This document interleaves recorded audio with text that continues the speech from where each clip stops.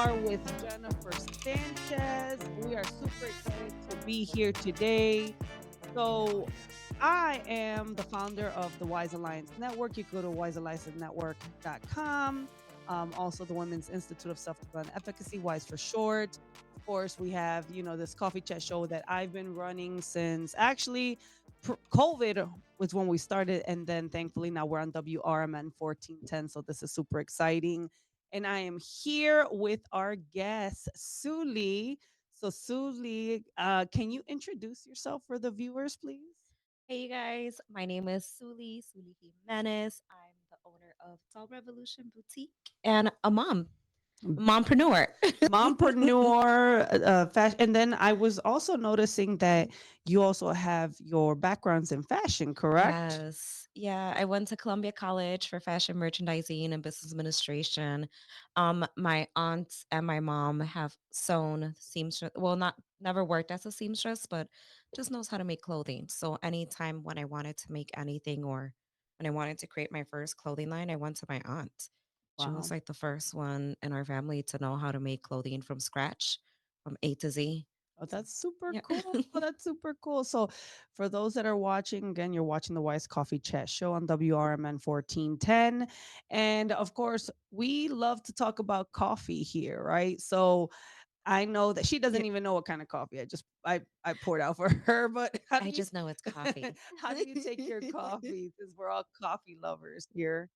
So lately, I've actually been on a journey with mushroom coffee. Oh, you've been doing So the just mushroom try it. coffee. Yeah, I've been doing because I've noticed what was it that when rice started to come out, that kind of started to spark the interest, and then I noticed a couple cafes had chaga mushrooms, and I'm like, oh, let me read up what's going on with these mushrooms and coffee, and yeah, if I'm gonna have my caffeine, at least make it a little smidge healthier. Yeah. So that's what I've been doing.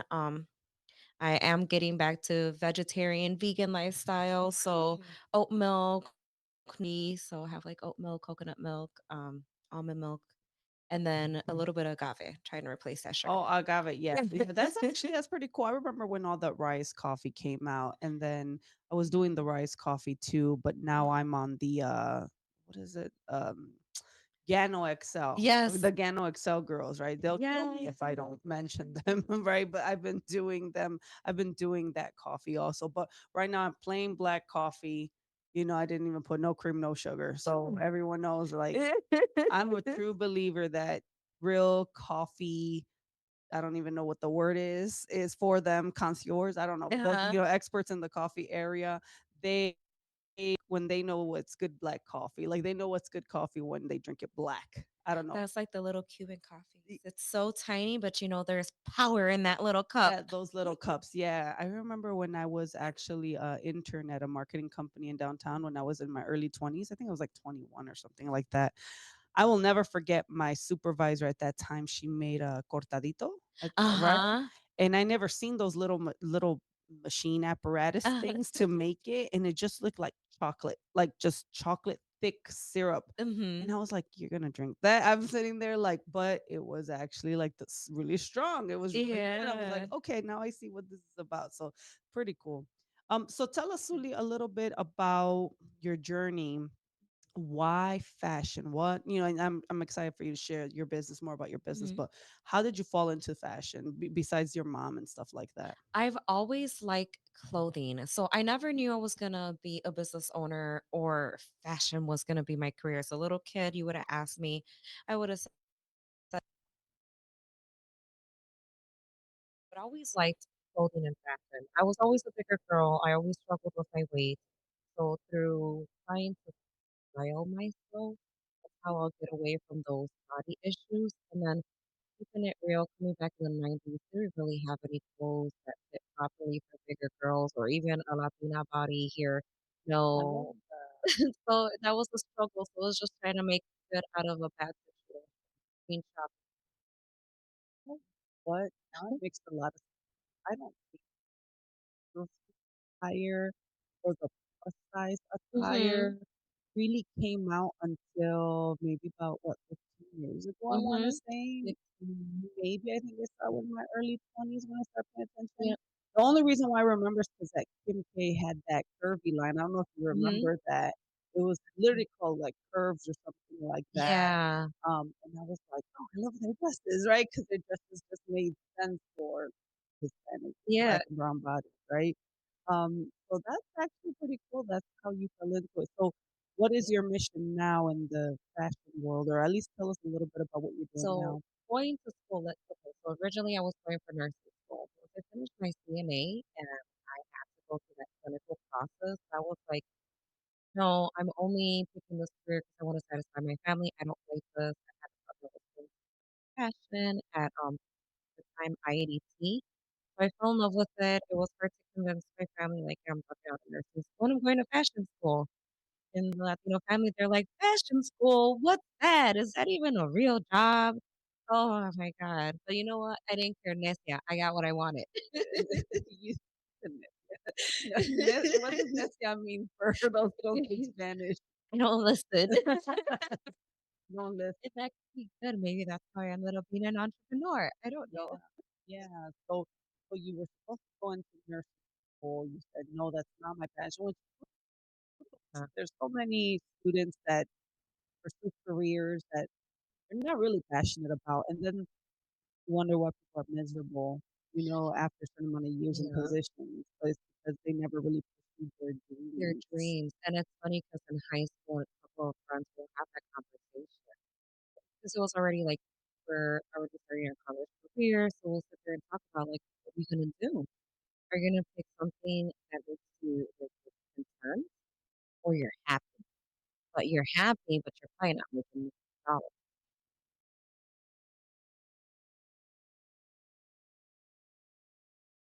Yeah, you know what? I don't know if I'm gonna make it in this fashion thing. I don't know much about the careers in it, but I just know I like it. I kind of shadowed her in class. I loved it, fell in love with it. That's what created me here today. Now, I always thought I was gonna be a famous designer. I didn't know I was gonna be under the clothes because now Under I'm the still garments or under undergarments. garments. So Yeah. it's still the same thing, but it kind of tied two different lifestyles. I love fashion, but I also struggled with weight, and that was a whole separate issue that I just a personal issue, and I didn't know that I was gonna be a merger of both, because that's what I feel my story is. It was my journey, my solution, me getting through this, like, I gotta get skinny. Now I don't believe in getting skinny. I believe in let's get healthy because there's a little more value to that.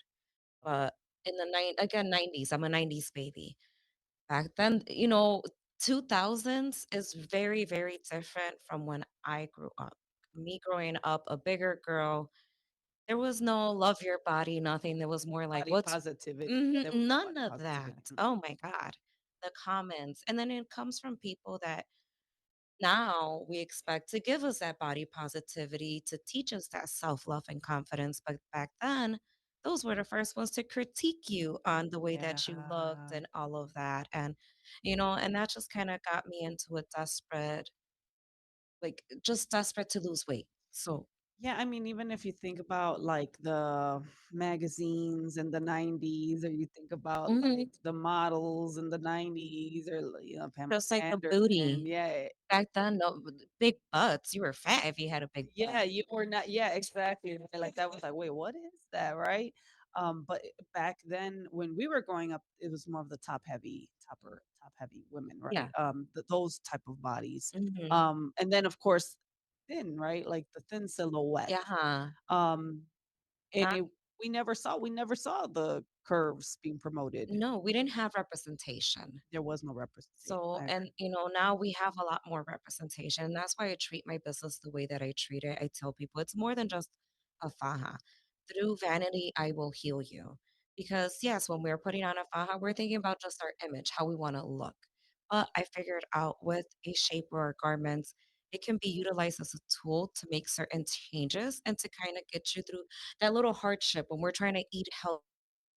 Sometimes we still feel a little hungry after we're not fully satisfied, or while we're trying to work out. If we're not doing the right posture, the workout sucks and I feel extra beat up. So she's kind of like your little assistant. Yeah. No, I love so fajas are the undergarments or the Mhm. waist trainers, Yep. right? If it's The the shapewear. shapewears, people Yeah. don't see it. It's actually a big cultural thing for Hispanic Hmm. people. And I think I think it became a mainstream thing, but before it became a mainstream thing, I knew about these because I saw Yep. moms and grandmas. Tia, moms, they all had it. They at some point in our lives, we were introduced to our first fajita. Yes, we were, and and then especially if you have had children, what's the first thing? Where Fajate. Majate, yeah, where are you from? What's your So I'm Guatemalan, and I got introduced to the Colombian shaper through one of my Colombian friends that I worked with when I worked at a car dealership. I always knew about fajas, and the only place that I knew to try to find one was kind of more like the flea market. yeah, And yeah, those, and they didn't yeah. have like the right ones. A lot of those are knockoffs. I learned that the hard way. And the way I learned it the hard way was I had one faja and it just kept stretching. Now I had a serger, so I was like, I'm just gonna keep like making it smaller to the point where I was like, I have no fabric left. Yeah. Like, No, that's funny. That's and I love that you're sharing that because again, it's a big part of our yeah. Hispanic culture, right? And I remember seeing fajas all my life. It Mhm. was just like they were in the closets, Yeah. right? Like we knew they existed. And it wasn't a second thought. It was kind of and it was funny because once I started having kids, it was actually my in-laws that were so adamant about me wearing putting on a faja after Yeah. having kids. They're like, they put it on. They would, like, get so upset with me if they saw me without it. They were like, "No, you need to do that to put everything back in place after having this kid," getting bouncing back Yeah. from birth, right? Yep. So, and I've been a religious I mean, I've had fajas from some of your team Yep. members, right? So, like, I love and then they even go my ex's family would go to Mexico. Mhm. They'd be like, "No, the ones over here ain't good. We need to go to Mexico, to this town," right? That's kind of how we did it. So, yeah, it's actually I love fajas. So, but and then you choose specific fajas for your brand, correct? Yes. So like going back to the whole after you give birth, every culture has some form of binding. And by binding, I mean it's like some form of compression garment that you wear after you have kids. There's African cultures that they have like this long pleat like fabric and they just twist it in a certain way. And there's Indian cultures that do the same thing too. And the women will wear it right after giving birth because yeah, our organs are swollen, everything is swelling, it's to help reduce the swelling, it's helped us with, like, our posture, back support. So it's been a cultural thing, it's just, maybe their fajas look a little different than our fajas, but it's Sure. been a part of every culture. Now, I do prefer mine to come from Colombia. I have done a lot of research, tried other manufacturers, and Colombia just because they make their own fabrics. They make the fabric, they make their own lycra, their own nylon to produce these fajas. So that material I can't find anywhere else. Okay. There's some that comes close to it, but it's just the compression of it, and then the softness. I hasn't been able to be replicated. Yeah, no, the one that you have is, like, definitely the kind that are in Mexico that I bought before. I'm like, "No, this is, like, that hardcore, like, Yeah. this you're wearing, like, an armor, like, it's bulletproof." If you I wonder if it's that sometimes I'll be like, "Oh," but I love that you're doing this, and I love that it's all about body positivity. I don't think it's vanity at all, in my opinion, because, at the end of the day, like you said, body posture, right? Mhm. You might not overeat because you're a little extra tight Yep. in the organs, you know? And then I know that it it shapes you. It Mhm. shapes you, right? So, can you talk a little bit about that? So it does help contour your body. The more that you wear it, the better it works.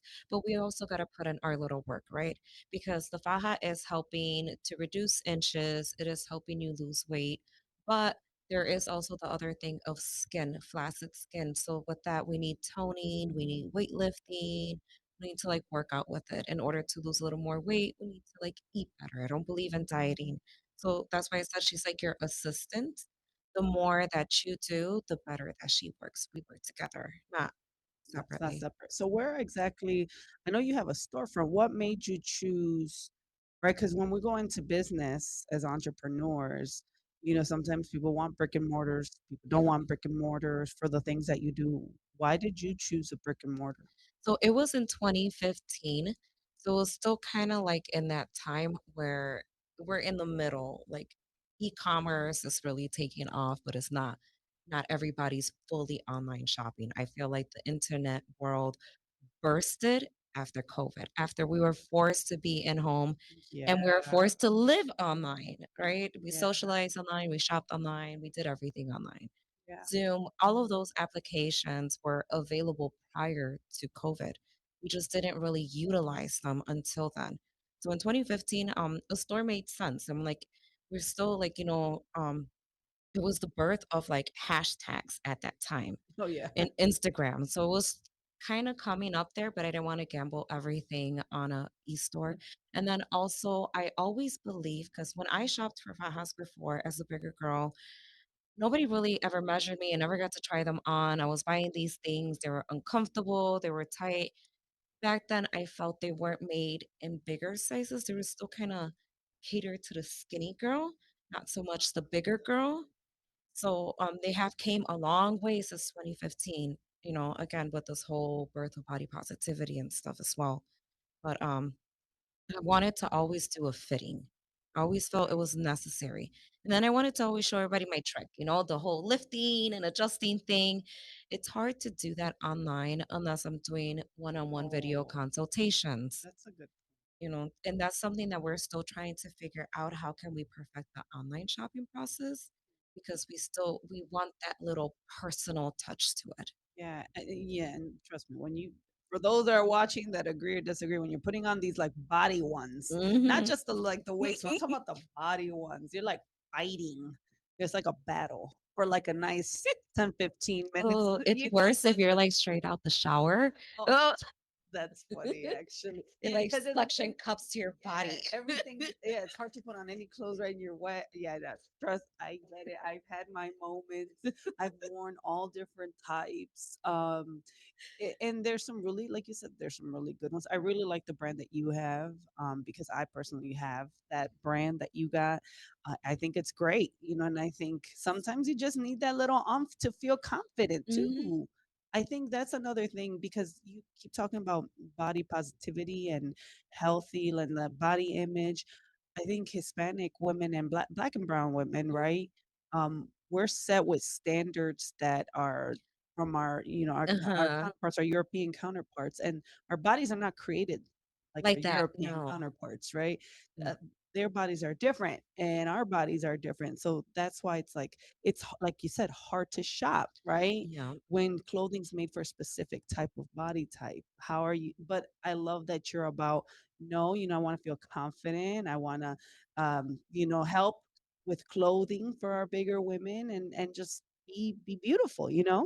And one thing that I love about our products is that we come in different cuts and shapes. True. Yeah, we all want the hourglass, but as women, we have our own hourglass. Some of us, like before, we might be more top heavy, more bottom heavy. With the second job that I have, we're actually introducing our fajas into the wholesale for different boutiques and more Okay. mainstream.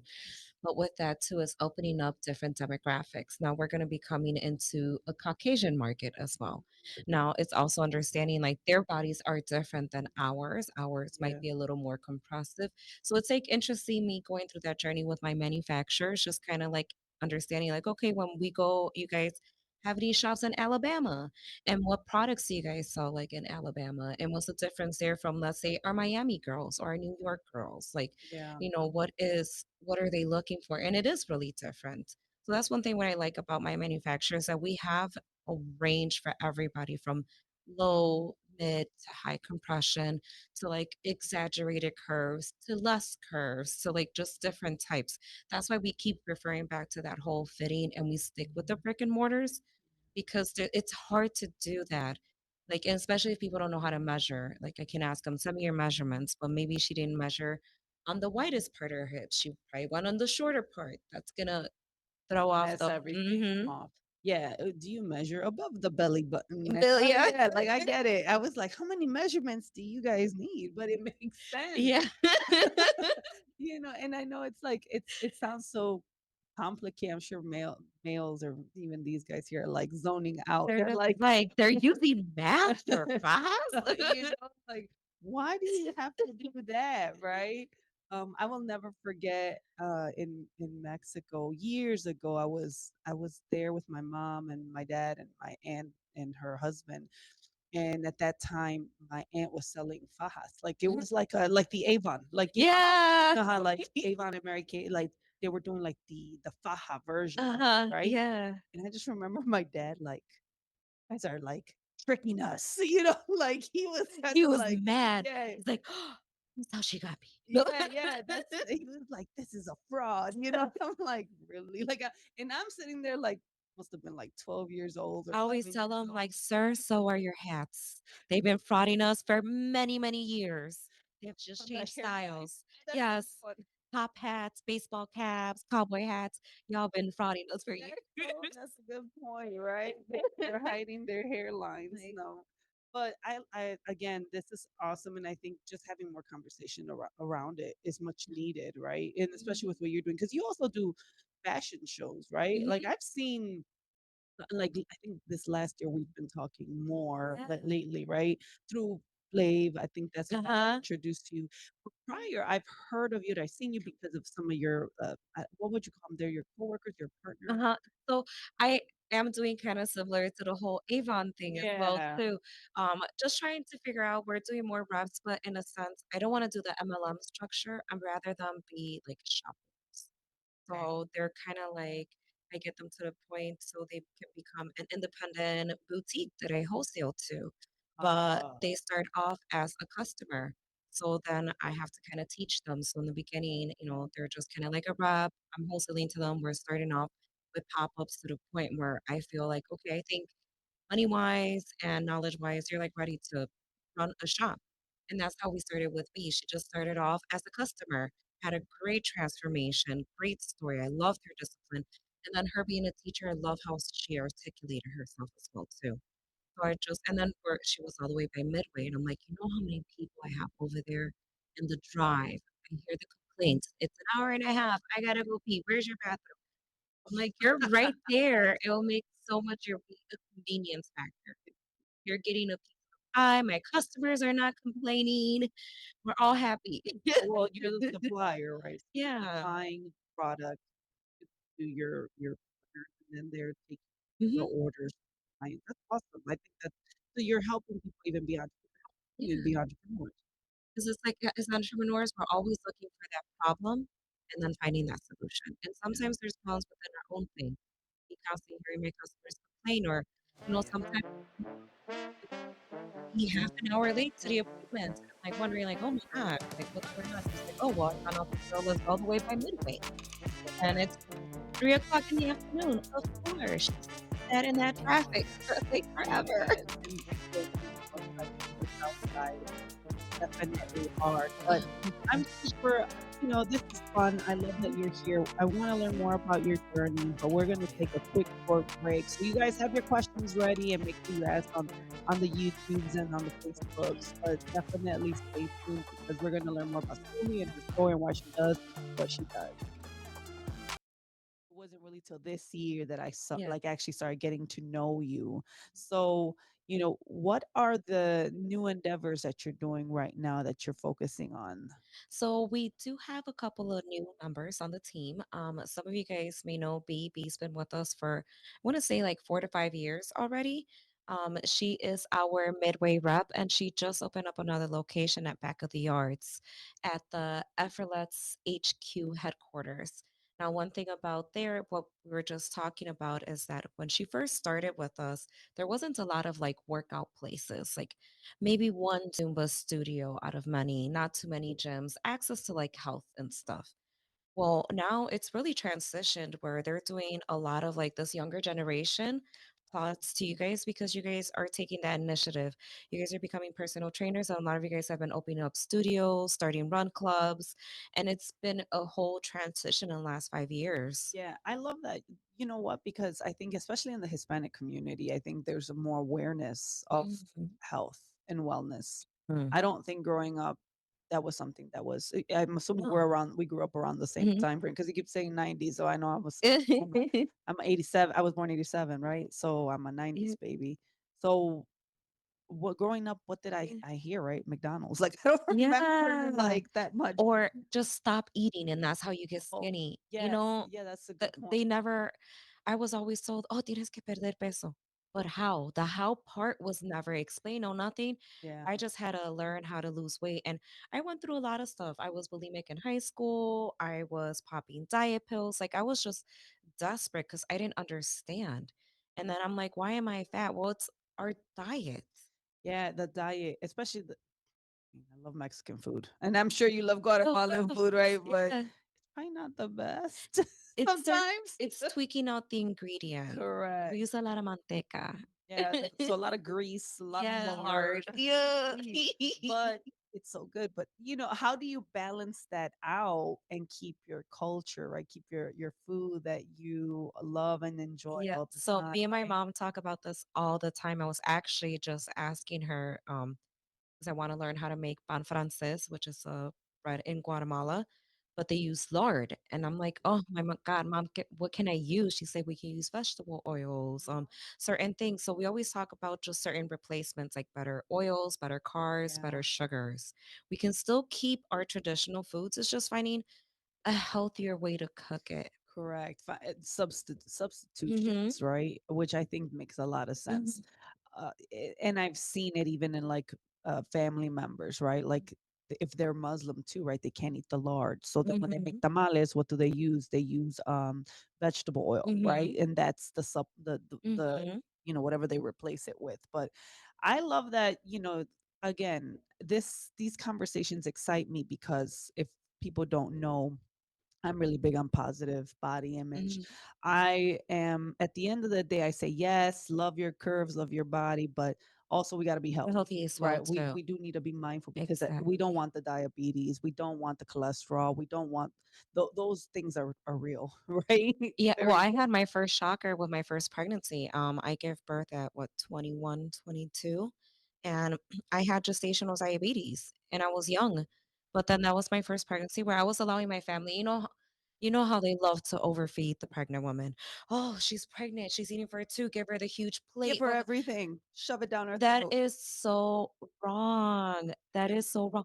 And then too, like working out while you're pregnant. Oh, we're gonna kill the baby. Oh my god, yes. Yeah, My second they show. pregnancy was a complete difference. It was a much healthier pregnancy. I worked out during my pregnancy. I just kind of like shut down all those stigmas. Like, I was young at first and I'm like pregnant. You So don't I'm know like, I any don't listen. better. No, I'm like, I'm gonna listen to everybody and everything. Sure. Okay. Yeah, no, but now as you get older, you're like, no, I got to make better decisions because this will affect me after Mm-hmm. as well, right? 21, 22, saying doctor telling me, "Well, you have gestational diabetes, so you or baby can have it. And if you don't take care of yourself, then you're gonna be diabetic." And then I was like, "But my father is diabetic. What do you mean I have the same thing that I'm young, I just started living. What are you talking about?" Yeah. I was like, "Oh, it's because I let my dad give me all those McDonald's, the Snicker bars. Yeah. He said it was for the baby." And then I'm like, "Okay, let me give it to the baby." Yeah. You're thinking, Yeah, I'm the one eating yeah. it. No, I've always been a big, similar. Me in high school, I was always that I was that athletic girl, right? And I think it was part because my parents always threw me out, like, go play, go outside, go in the Yep, street. I was, the yep. 90s kid that was always out there. I was always that tom girl, right? Or tomboy. I was always playing with the boys. So even as I got older, it was like, okay, how do I try to keep myself healthy, right? And trying Yeah. to find things to do. So I got into running. Mhm. And I haven't ran at all this year. Like I've been so not on the running game, and I think it's more because I'm focused on other things. But for running 2 marathons, I would encourage women to come with me to go train. I would say, hey, just come with me and walk. Yeah. And that's where I started creating that group. It was called Fat Girls Run, and Nice. I know a lot of women hated the name. I know people hated the name Fat Girls Run, but I was trying to change the thought behind the word Mhm. fat. I was like, no, like embrace that word, right? Yeah. Because it is a hurtful word, right? People hate that word. But I was saying, like, I was trying to make it into an acronym, like fearless, authentic, tenacious, right? Like Uh-huh. we're fat girls, we run. And the women that would come ended up becoming runners or ended up getting super healthy. And I'd be like, damn, like you outdoing me. You on 4 marathons now. It's I'm like, sitting there. whoa, hold How on. did this happen? Right. But it's always what you're doing, like encouraging women with the fajas and the Yeah. sea moss. I know you're big on the sea moss and Yes. just dressing for your body type. I think we need more women that are like you, that are like, hey, no, take care of yourself. Hey, no, do this. Hey, have you thought about that? I don't think there's enough of that, honestly. I don't think we talk too much about preventative. Mm, I think we focus on our health once stuff goes wrong, once we get the bad news. But oh we my don't gosh, yeah. think about, like, well, what about being healthy so I don't get bad news? And I tell people, I was like, yeah, organic food may be a little pricier, but you know what costs more money? The doctor bills, those medications. Have you realized how much a hospital stay costs? And then your insurance. Our insurance is kind of catered to our health, right? They'll So go up. Yep. if we're unhealthy, we're paying more. If we're healthier, we're paying less. And then life insurance too. We're healthier, we're more valuable. We're less healthy, we're worth less money. But that's the reality, people. You're, you're not no good to me. You're healthy. But it's the reality. It's like that's why I say I'm like the body's gonna come. Like the figure and everything comes when you focus on the health. Focus on the health part because that's where longevity comes from. Yeah. Right now, I'm talking to my parents just bought their first gym at home, Oh, and they've been doing their little workouts every day. good. It's really cute. I'll call my mom. She's like, I just did my reps. Like, oh, never thought I'll hear my mom tell me she did her reps. That's so Like that's nice. but we're talking about the whole muscle mass. My parents are past 50 years old, so between 20 to 30, that's when we peak the highest for our muscle mass. That's when we are our strongest. We're like Course. our peak. From like 30 to 40, where our growth in muscle starts to kind of like slow down. Especially women. Mhm. Especially women. We tend to mature a little faster than men do for some reason. And then from 50 years old, now we're losing muscle mass, which means now we're also losing protection for our bones. And that's Yeah. where I tell my parents now, you know how you can offset that if you lift weights and you work out. You Yes. can reduce the amount of muscle mass that you're losing and you can develop more muscle mass, which is going to help you for your joints because your bones can't move without your muscles. Your muscles is literally what's moving everything. Yeah, that's so true. I love that you're doing that with your parents. We have Los also for those that are chiming in online. Just want to say hello, senor, because I know he's the one that connected us. So shout out to him and the Flavor Yeah. podcast and the Flavor Podcast Summit that he just had on Saturday. It was a great event. I know you were there. Yes. Oh my God, Carlos, thank you so much for giving us the avenue. I wouldn't be podcasting or even doing anything like this. It all started with him. Oh, that's He very was like, I nice. need a co-host. Do you think you could do it? I'm like, I think I could stand there and talk for an hour. I don't know. Let's see. Yeah, no, podcasting and media and radio, it's all I love all Yeah. that type of stuff. So I'm glad that you did that because it helps with the exposure, it helps bring more promo and helps with the PR. So that's awesome. And then I feel like it helps give out information. Like, Yeah, there's absolutely. people that, like, perfect example, you give businesses the avenue for us to talk about. A lot of us know what we do, but they don't know how we got there or what even brought us. Like, every business, every brand has a story. That they do. And some of us may not market our stories. So, Right. people might be intrigued, like, oh my God, that's why, like, the Gano Girls, they probably have a story as to why they started off with the coffee and why they're educating people on how you can heal yourself through coffee. But it starts with the story. Me, the Fajas, it started with me being a bigger girl. Now that I know I was going to end up here, no, I thought I was going to be like Coco Chanel, like designing all these dresses and everything. But I can make those dresses feel a lot better with our shapewear. I can help you modify your health and contour your body with our shapewear. So it might not be on the top, I'm on the bottom, but it's still important. Oh, it's Wear foundation. It's still very and no, it's still very essential because I remember one time I was talking with somebody, and a lot of times people don't realize that everyone plays a very specific role on this earth, whether we accept it or not, right? Whether it's a huge role or a small role, you're still very needed, right? Yeah. So even if it's like your janitor, well, he is still very essential because someone needs to throw out that garbage, and he Yeah. plays a very important role in our lives. But we sometimes will see it lesser than because it's Mhm. not like I'm not in the spotlight and I'm not in the mic and I'm not, but what you're doing with women is you're working specifically with women one on one. You're giving that personal touch. You're helping women feel confident, right? Helping them look good, feel good, and all that stuff. And then guess what?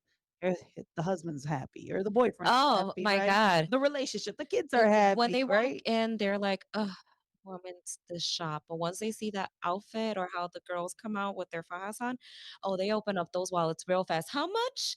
Oh "Oh, yeah. yeah." Well, And then all of a sudden, my girls come back pregnant. oh no, that you can't wear that faja no more. You, It's like, "Girl, what happened?" yeah, we know what happened.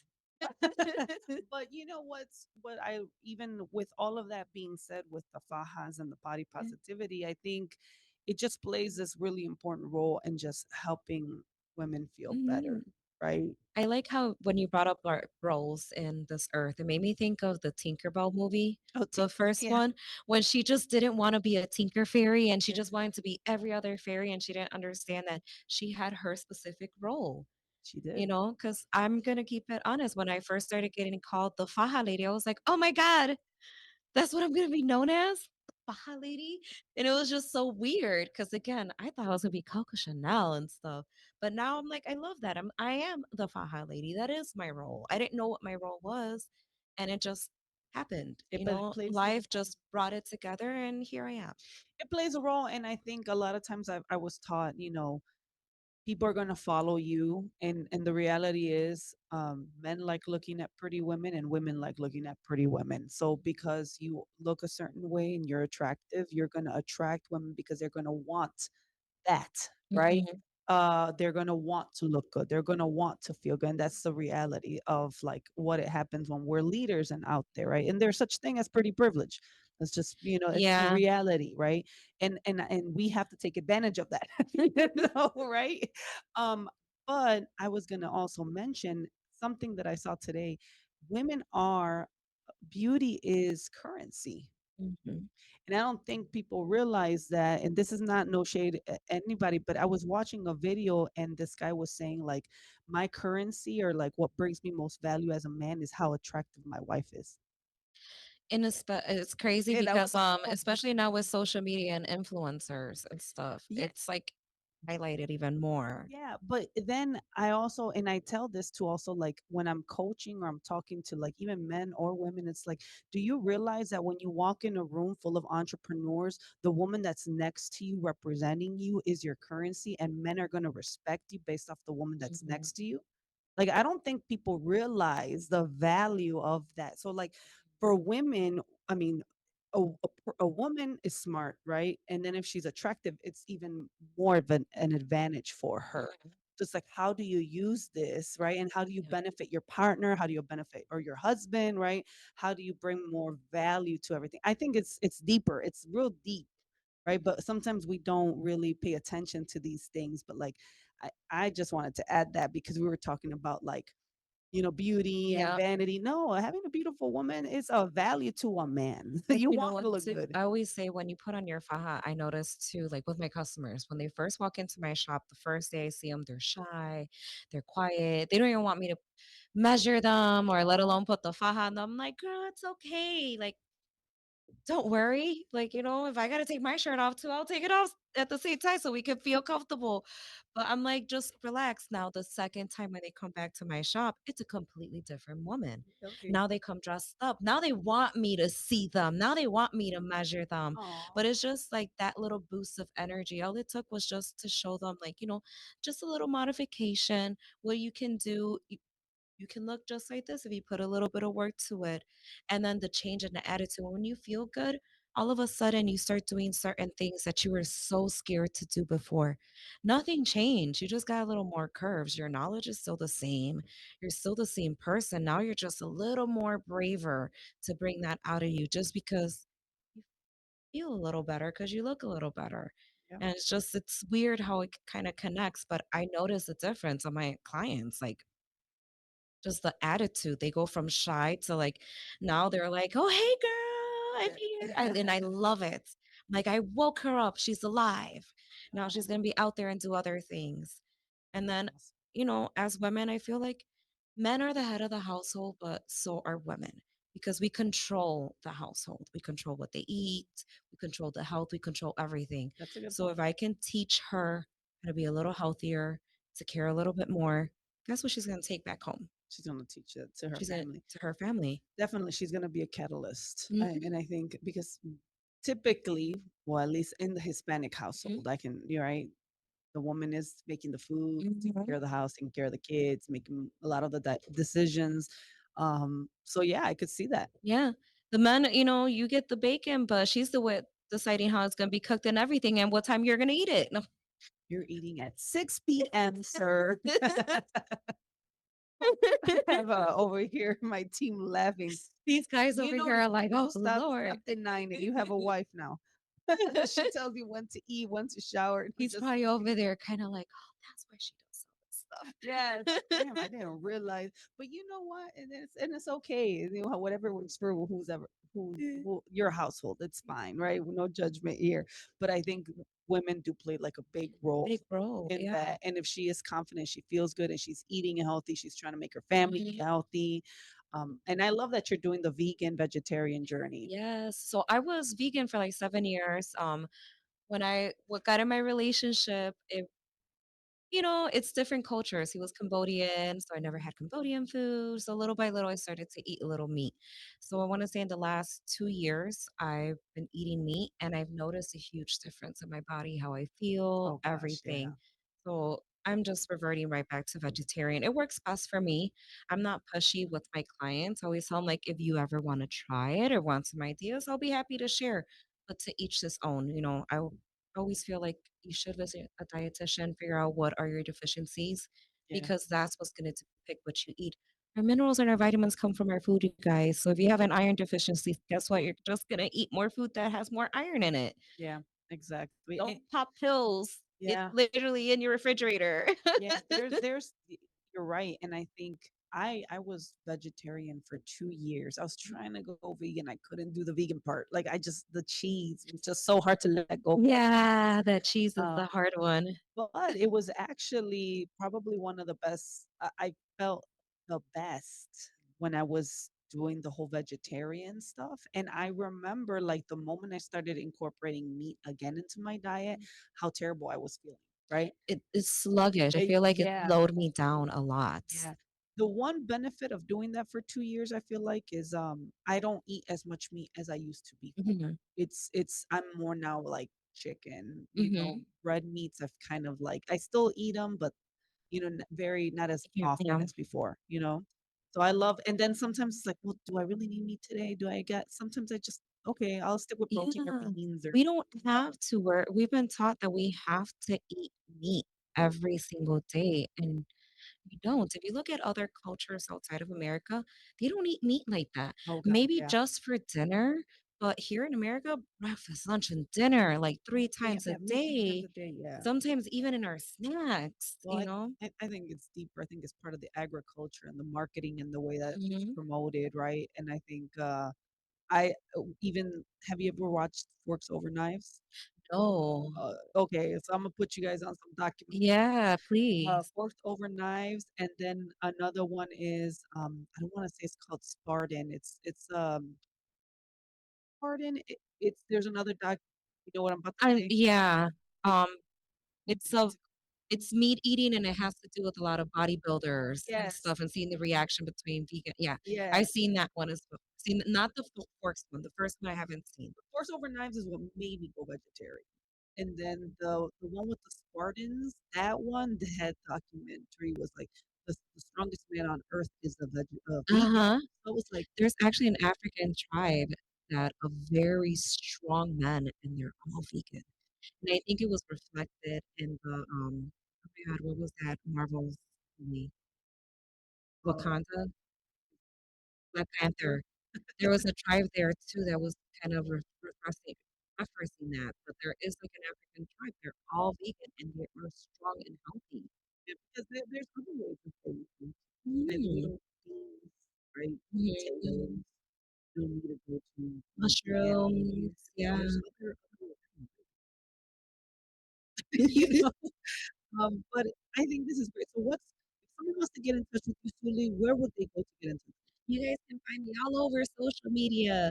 You can find me under Doll Revolution, on TikTok, on Facebook, um, Instagram, or Suli Doll, SULIDOLL. That's my personal page. You can find me on my Snapchat, yeah, or you can visit our shops. We're located actually in the Outlet Market, 3635 Plus. They're members of our team. It's a whole bunch of girls. Yeah, me too. Yeah, I went to Hagen and then on to my Oh my god. So oh